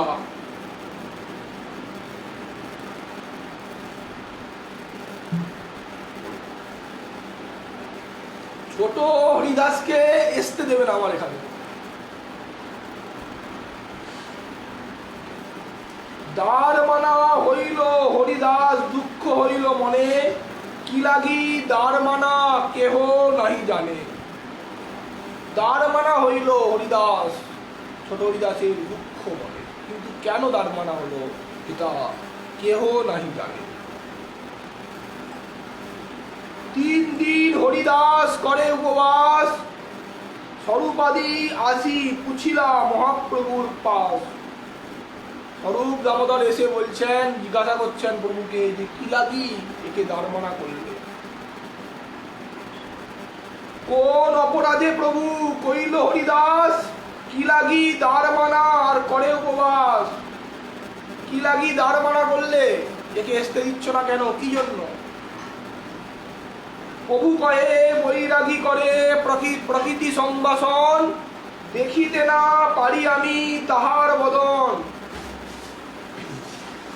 সন্ন্যাসী বেশ ধারণ করেছেন আর প্রকৃতির সম্ভাষণ করছে, দেখিতে না পারি আমি তাহার বদন, আমি তাকে তার বদনটাই দেখি না।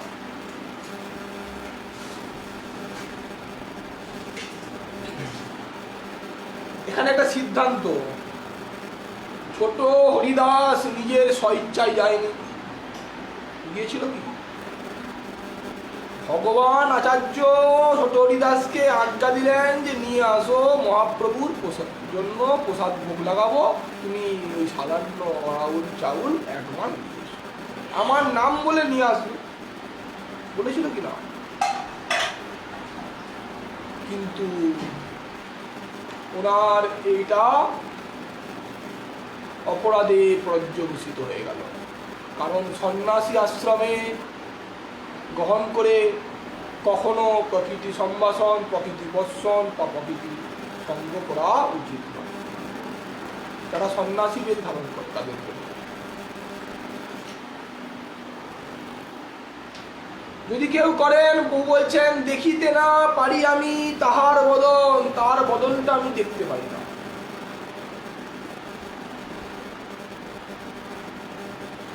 দুর্বার ইন্দ্রিয় করে বিষয় গহন, দারবী প্রকৃতি হরে মুনি রবির মন। দুর্বার ইন্দ্রিয় করে বিষয় গ্রহণ, দারবী বা দারবী প্রকৃতি হরে মুনির মহামুনির মন। কাঠের নির্মিত স্ত্রী শরীর চিত্রিত হয়ে আছে একটা, সেই শরীরটাকে দেখেও মন, মহামুনিদের মন আকর্ষিত হয়ে যায় তার প্রতি। বস্তুত উনি ত্যাগী। ত্যাগী শব্দের অর্থ হচ্ছে উনি হচ্ছেন সন্ন্যাসী।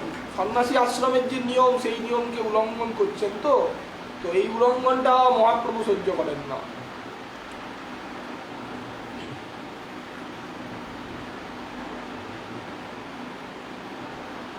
অনেকে এই বিষয়টাকে বলেন কি সন্ন্যাসী বেশের জন্য বলছে। সন্ন্যাসী বেশ কলিযুগে নেই। কলিযুগে যে বাদ দেওয়া হয়েছেন যজ্ঞ, দেবর দ্বারা পুত্র উৎপাদন, তারপরে এই সন্ন্যাস, এগুলোতে বাদ আছে তো কলিযুগে। এই সেই সন্ন্যাস কলিযুগে নেই। তো সন্ন্যাসীদেরকে প্রকৃতি সম্বোধন করতে নেই। কিন্তু ইদানিং যারা লাল কাপড় সাদা কাপড় পরে মহারাজ, মহান্ত, বহুবাদ আর বাবাজি যারা হচ্ছি, আমরা প্রকৃতি সম্ভাষণ করলে কিছু দোষ নেই। এ বিষয়ে শাস্ত্র সিদ্ধান্ত কিছু নেই, আমরা বলতে পারছি না, দোষ নেই, ঠিকই আছে। প্রকৃতি সম্ভাষণে দোষ নেই। কারণ গুরুগণ, তারপরে শিষ্যা, সেবিকা, এদের সঙ্গে কথা না বললে এদিকে কে পথ দেখাবে? তাও তো একটা বিষয়। রমণীদেরকে কে পথ দেখাবে? তাদেরকেও তো শাস্ত্রবাণী শোনাতে হবে, শ্রবণ করাতে হবে। তো যদি তারা না করেন কোথাও, তো কী করে তারা জানবেন, বুঝবেন? এ বিষয়ে জিজ্ঞাসাহিব আজকে সেই মীরা বাই যখন দর্শন করতে এসেছিল, সেই সিদ্ধান্তও অনেক শাস্ত্রে আছে। যে উনি বললেন, আমি ভেবেছিলাম যে বৃন্দাবনে একজনই পুরুষ, আরও পুরুষ আছে, জানি না। এই যে সিদ্ধান্ত আপনারা জানেন কম বেশি। কিন্তু সম্ভাষণ আলাদা বিষয়। নারী স্পর্শ, নারীর সঙ্গ, এগুলো কি ত্যাগী আশ্রমের ধর্ম? এই উপস্থবেগেরই কথা বলছি। অনেক কথা কানে আসে, কিন্তু এগুলো যদি কেউ করেন তো মহাপ্রভু তার প্রতি প্রীত হবেন না। প্রভু বলছেন, দেখুন প্রভুরই দৃষ্টান্ত। মাত্রা বর্ষা দুহিতা বা না বৃত্তিত্বাং সনভাবে। মা হন, বোন হন আর কন্যা হন, বলবান ইন্দ্রিয় গামং বিদ্যাংসং সমপি কর্ষতি। মাতা, ভগিনী কিংবা কন্যা, এদের সঙ্গে ছোট জায়গায় বা একাসনে বসবে না। কারণ বলবান ইন্দ্রিয় সকল বিদ্যান ব্যক্তিকেও আকর্ষণ করে বা চঞ্চল করে তোলে। বলবান ব্যক্তিদের এবং জিতেন্দ্রীয় ব্যক্তিদেরও মনকে চঞ্চল করে। স্বয়ং ভগবান সর্বেশ্বরেশ্বর, ঈশ্বরেশ্বরেশ্বর ভগবান বলছে আমি কোথাও।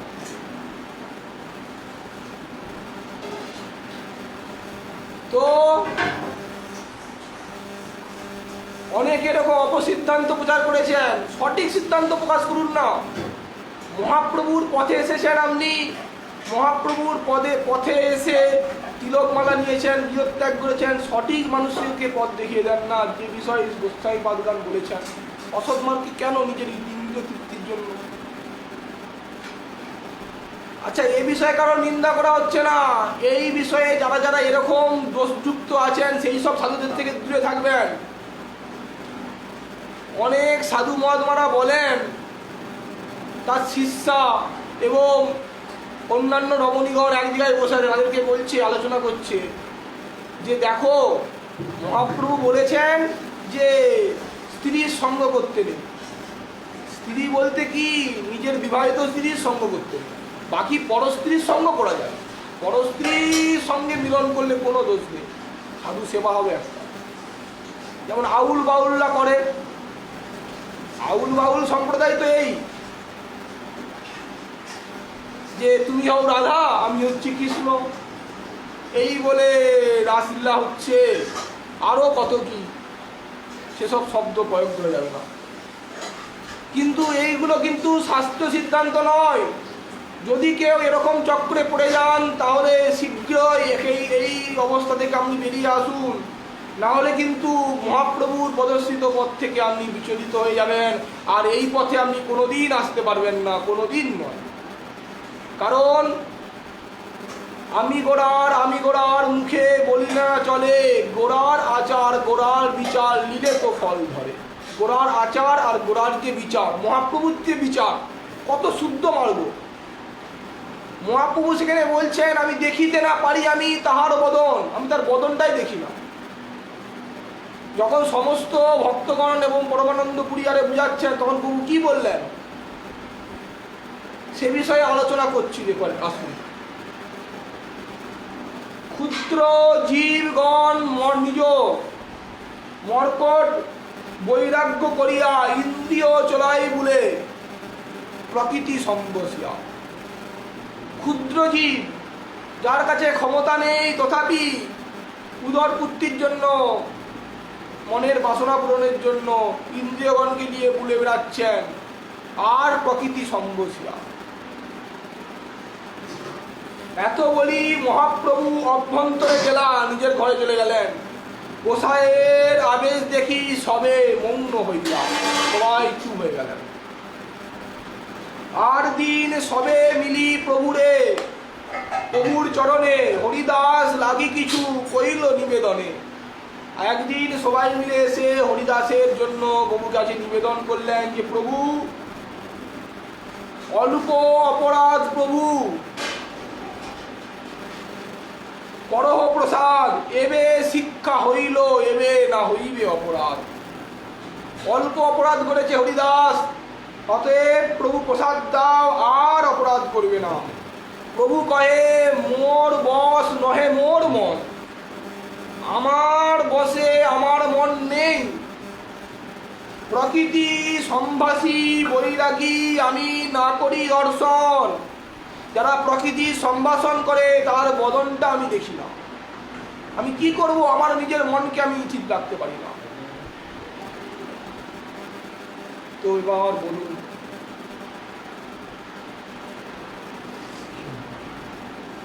যারা এই বেগকে দমন করতে পারেননি, স্ত্রীর সঙ্গ করছেন, স্ত্রীর সঙ্গে নিজের মনোবাঞ্ছা পূর্ণ করছেন, এই বেশ নিয়েও অনেকে আছেন।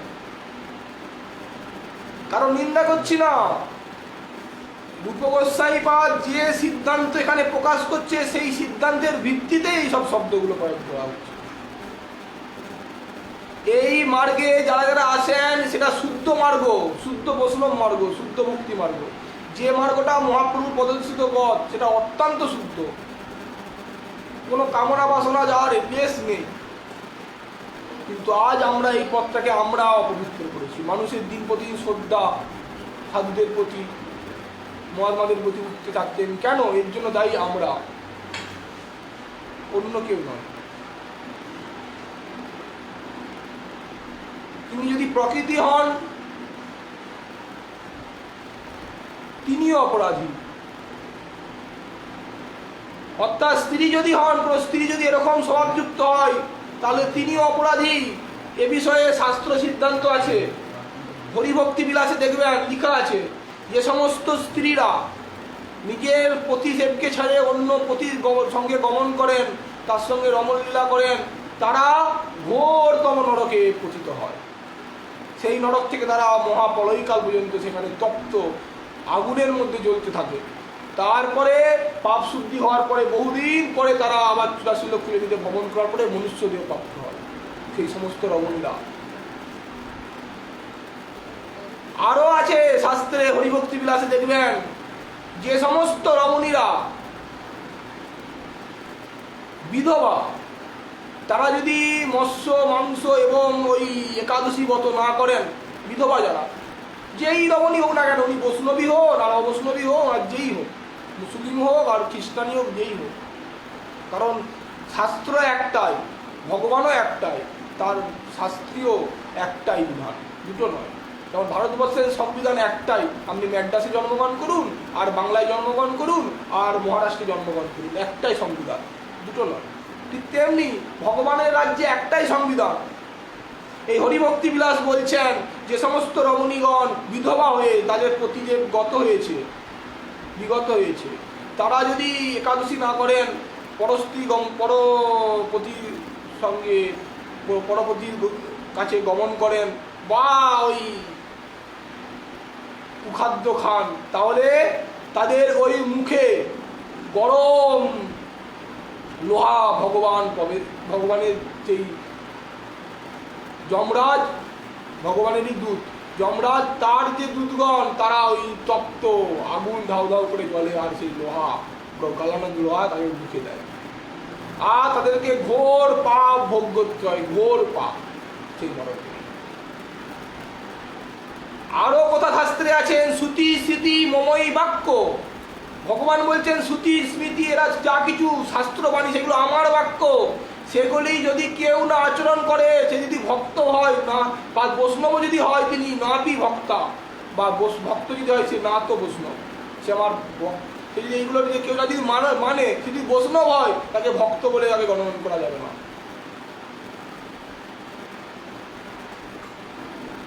ভগবান নিজে বলছেন নমে ভক্ত বনস্বতী, ভগবান তো নিজে বলছেন আমার ভক্তের কখনো বিনাশ হয় না। অপিচেতসু দুরাচার ভজতে মাম অনন্যভাগ সাধুর এবং সমন্তব্য সম্ভব ব্যবহৃত হিস। তাই তো ক্ষিপ্পং ভবতি ধর্মাত্মা ছচ্ছট শান্তি নিগচ্ছতি কন্তে অপতি জানি নমে ভক্ত পনস্বতী। এই তো শ্লোক। এই শ্লোকটাকে অনেকে ভাবেন কি দুরাচারী হই অনাচারী হই, ভগবান বলেছেন নমে ভক্ত বনস্বতী, তো আমার ভক্তের বনস্বতী বিনাশ হবে না, হবে না, হবে না, হবে না তো বটে, কিন্তু কোন ভক্তের কথা বলেছেন?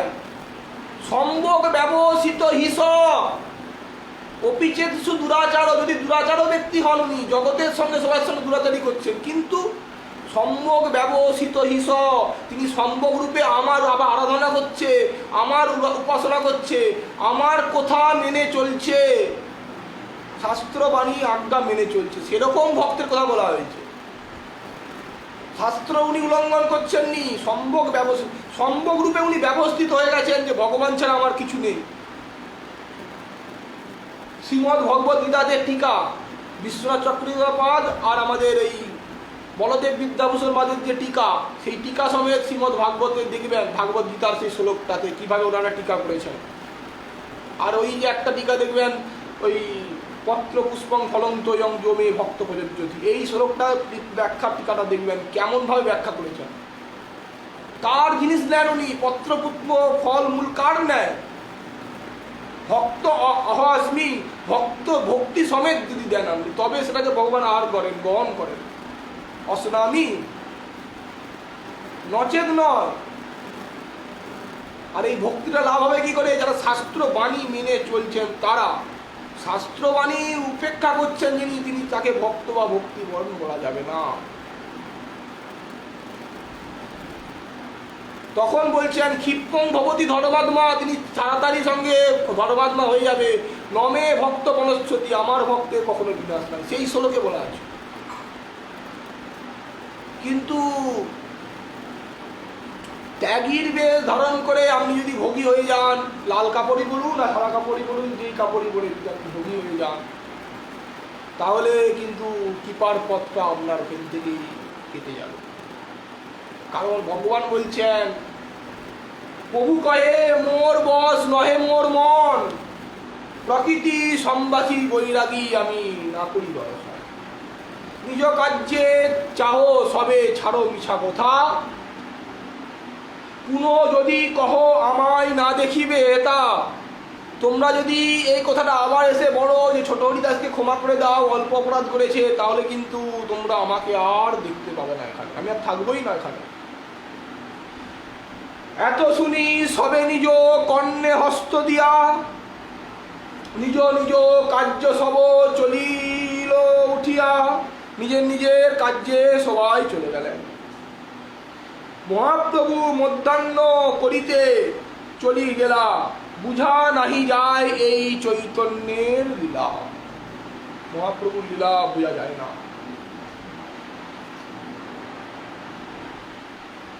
আর দিন সবে পরমানন্দপুরীর কাছে গিয়া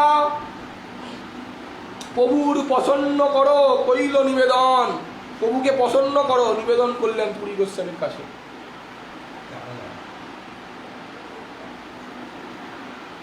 তবে পুরী গোসাই একা প্রভুর স্থানে আসিলা, নমস্করি প্রভু তারে সম্ভ্রমে বসাইলা। নমস্কার করি প্রভু তাকে বসালেন সম্ভ্রমে, বসুন বসুন। পুছিল কি আজ্ঞা কেনে কইলে আগমন, কি জন্য এলে এখানে বলো।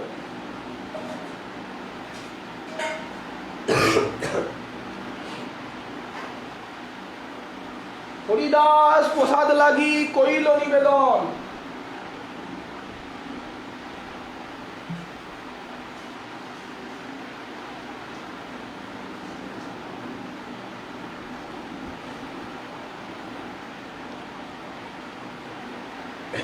শুনি মহাপ্রভু কহে শুনহ গোসাই,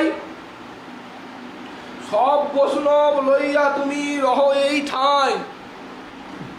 পরমানন্দ পুরীর উপরে তো উনি কিছু বলেন না, গুরু জ্ঞান সম্মান করেন। তো উনি বলছেন যে গোসাই তুমি সব ভক্ত লইয়া লহ এই ঠাঁই, তুমি থাকো, আমি চললাম। আমি মোরে আজ্ঞা দেহ মুই যাও আলারনাথে, আমাকে আজ্ঞা দাও আমি আলারনাথে যাই। গোবিন্দ একেলা রহিব তাহা গোবিন্দ মাত্র সাধ, আমার গোবিন্দ থাকবে আর আমি একা থাকবো। এত বলি প্রভু গোবিন্দেরে বলাইল, গোবিন্দ ও গোবিন্দ এদিকে এসো গোবিন্দ। পুরীকে নমস্কার করি উঠিয়া চলিলা।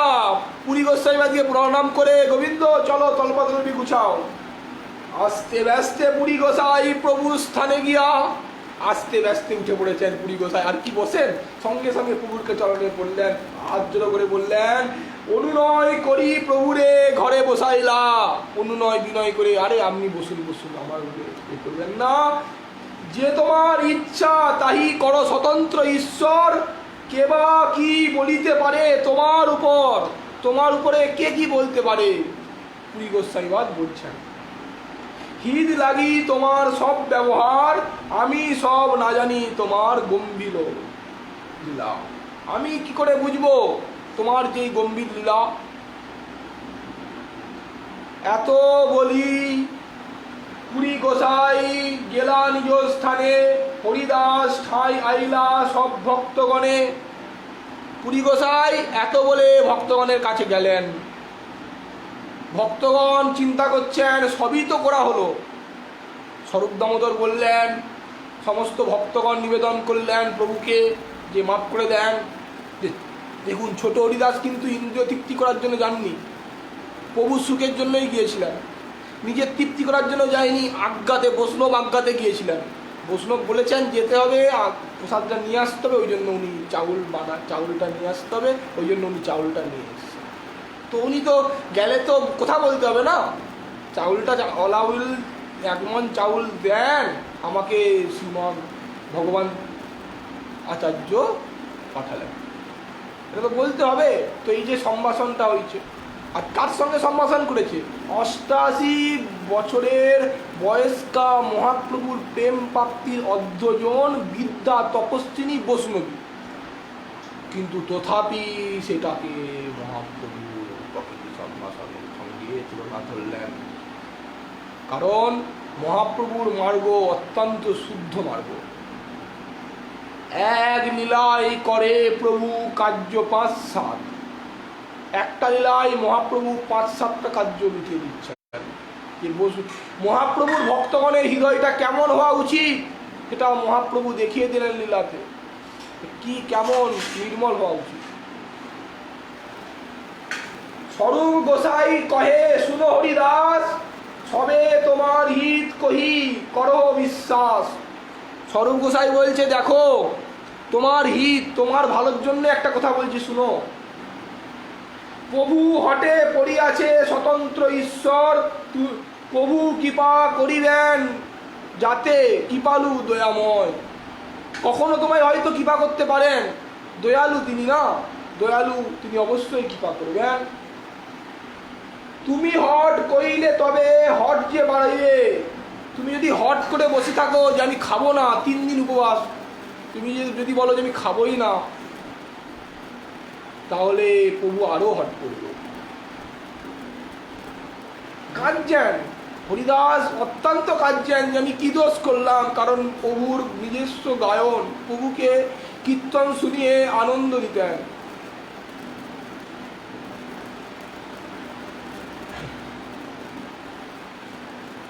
শান ভোজন করো আপনি ক্রোধ যাবে, এত বলি তারে শান ভোজন করাইলা। আপনার ঘরে আইলা তারে আশ্বাসন দিয়ে ধর্মগোসাইবা নিজের ঘরে এলেন। প্রভু যদি যান জগন্নাথ দর্শনে, দূরে রহি হরিদাস করেন দর্শনে। সামনে তো যান না। প্রভু আজ্ঞা দিয়েছেন যে আমি প্রকৃতি সম্ভাষী বৈষ্ণবের মুখ দর্শন করি না, সামনে যেতে পারেন না, দূর থেকে প্রভুকে দর্শন করেন। কারণ প্রভুর দর্শন ছাড়াটা বুকটা ফেটে যাবে না। নিত্যসিদ্ধ পার্ষদ,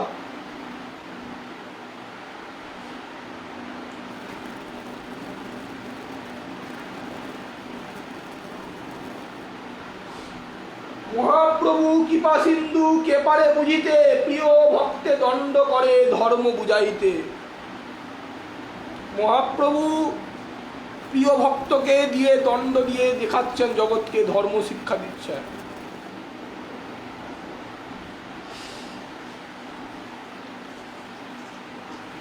একদিন যার বিরহ সহ্য করতে পারা যায় না, একটা দিন মহাপ্রভুর যে পার্ষদ তারা প্রভুকে একটা দিন দর্শন না করলে বুক ফেটে যায়।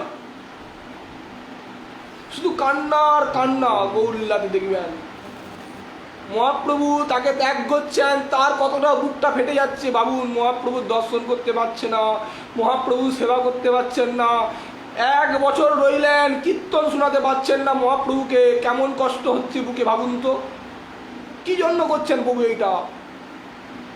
আমাদের মতো অপরাধী জীবকে বুঝাবার জন্য। তোদেরও লাগিয়া সোনারও গৌরাঙ্গ ছাড়িল যে সংসার। আর তোদেরও লাগিয়া ধর্ম বোঝানোর জন্য মহাপ্রভু আমাদের মতো পাপী দাবী জীবকে উদ্ধার করার জন্য, যে ভাগবত ধর্ম কেমন পবিত্র, কেমন নির্মল, কেমন শুদ্ধ।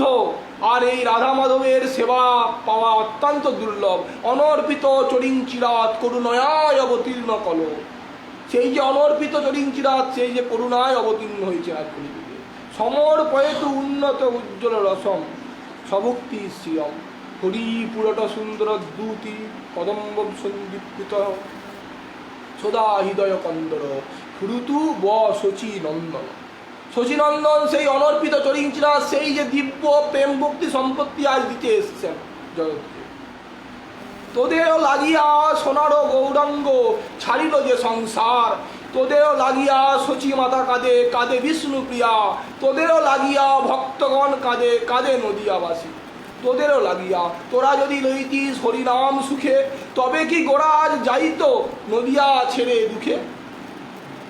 তোদেরও লাগিয়া ওরে বুঝলি না তোরা, চিনলি না তোরা, মহাপ্রভুকে চিনলেন না, আমরা চিনতে পারলাম না। সত্যিই তাই, বাঙালির হিয়া অমিয়া মঠিয়া নিমায় ধরেছে কায়ারে। ভক্তকে দণ্ড দিয়ে উনি দেখাচ্ছেন জগৎকে যে এরকম আচরণ যেন কেউ না করেন।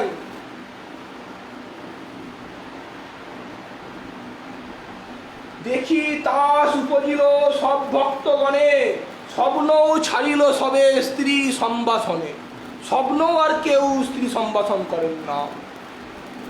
কারণ আমরা এই পথে কেন এসেছি, দীক্ষা কেন নিয়েছি, গৃহত্যাগ কেন করেছি? প্রভুর সুখের জন্যই তো। প্রভু কিসে খুশি হবেন তার জন্যই তো আমরা গৃহত্যাগ করেছি, না কিসের জন্য? ইন্দ্রতৃপ্তির জন্য। 84 লক্ষ জনই ভ্রমণ করেছি, কতবার জন্মেছি, কতবার মরেছি, কত মাতা পিতা, কত স্ত্রী, কত পুত্র চলে গেল। হেন কোনো কর্ম নেই, হেন কোনো পাপ নেই যেটা আমরা করিনি। আজ মহাপ্রভুর সেবা করার জন্য এই দেহটা পেয়েছি। আর আমরা জন্মের আগে বলেইছিলাম যে প্রভু তোমার সেবা করার জন্যই একবার জন্ম দেন, আপনারই সেবা করবো, আর কারণ নয় জগতে। গৃহত্যাগও করে এসেছি তারই সেবা করার জন্য, আর এই বৈষ্ণব ধর্মে মালা তিলক নিয়েছি তারই সেবা করার জন্য, তাই তো। গৃহস্থ বৈষ্ণবরা কি জন্য? এই যে আমরা আজকে আমরা এই লোলাটে তিলক করছি, কণ্ঠে তিলক করছি, 12 জায়গাতে মস্তকে এই যে তিলক আমরা করছি, প্রতিটা জায়গায় আমরা নারায়ণকে স্থাপন করছি কি না, যে নারায়ণ আমায় রক্ষা করবেন প্রতিটা জায়গায়। তো কি জন্য?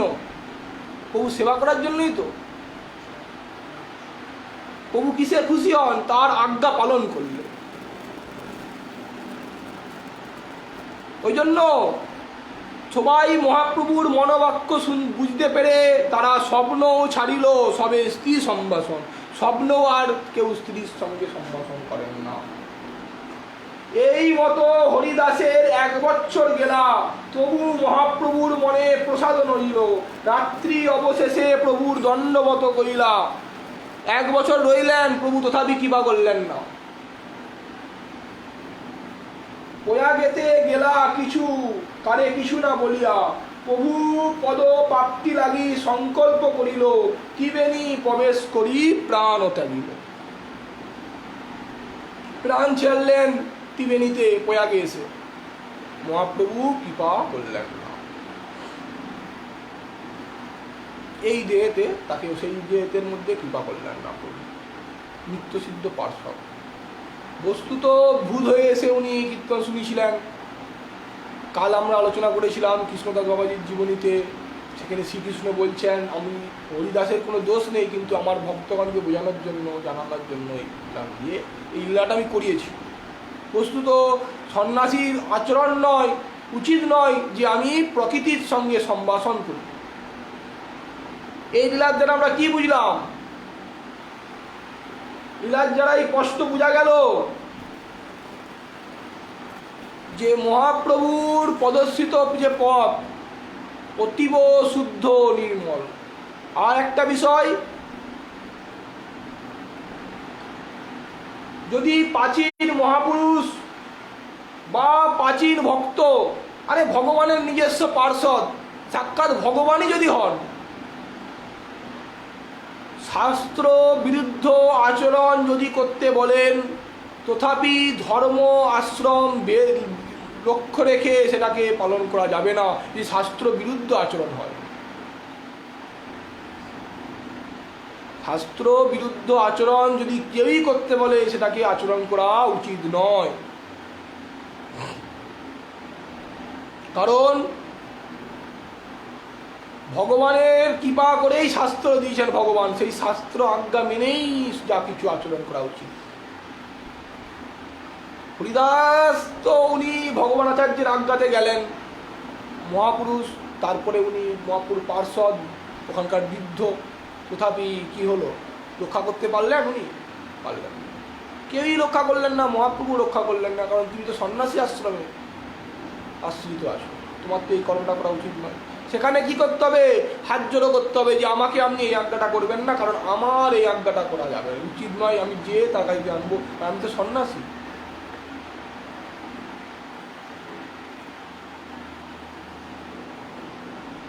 মায়া বা কলি প্রবেশ করে কোনো দিক দিয়ে, সেদিক দিয়ে সাধককে লক্ষ্য রাখতে হবে যেন কোনো দিক দিয়েই না আমাদের এই ভক্তি সাধন থেকে বিচলিত করতে পারে।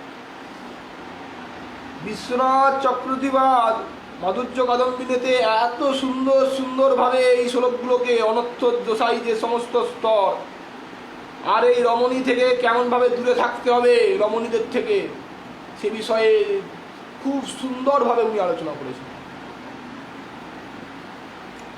এ বিষয়ে আরও যে সিদ্ধান্ত, এই উপস্থবেগ আর জিহ্বাবেগ, উপস্থবেগের আর একটা দৃষ্টান্ত দিয়ে আমরা বুঝবো যে এই বেগকে দমন কিভাবে করা উচিত, আর এই বেগকে দমন না করতে পেরে যেমন ইন্দ্রের দশা অবস্থা কি হলো, সহস্রজনী হতে হয়ে গেল।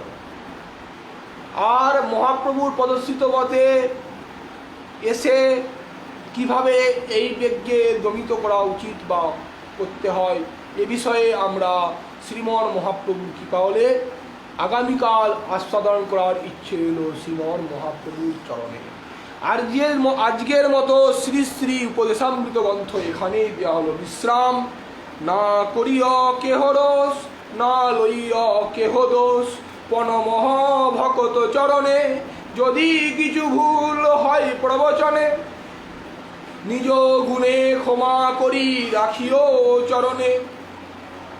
হরে কৃষ্ণ কৃষ্ণ কৃষ্ণ হরে হরে, হরে রাম রাম রাম হরে হরে। জয় জয় শ্রী শ্রী তাই গৌর